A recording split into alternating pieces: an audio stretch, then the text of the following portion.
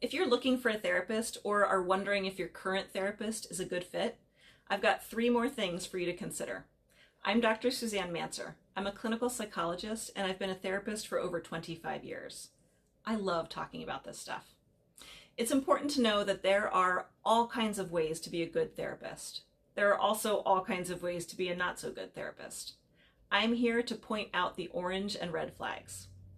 First thing to consider today, if the therapist almost always runs 10 or more minutes late starting the session or ending the session, this is at best an orange flag.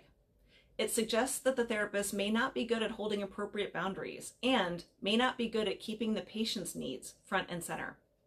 That said, if it doesn't bother you and this is the only orange flag, it might be a fine situation for you. Second, if the therapist regularly takes phone calls or responds to texts during your session, this is inappropriate behavior. It's definitely a boundary issue again. They're taking time and attention away from you, and they're being paid to give you their time and attention. They're also breaking the flow of the session, and most importantly, they're potentially making you feel devalued and not prioritized. It's not great behavior, and I wouldn't put up with it. I give it a red flag. Third, if the therapist eats or drinks during the session, is this a problem?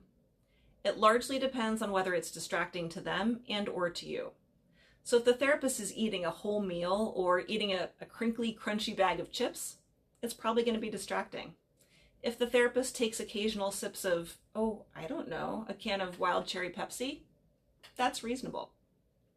So that's what I've got for you today. If you've got questions about whether your therapist or potential therapist should be doing what they're doing, leave them in the comments and I'll respond to them next time.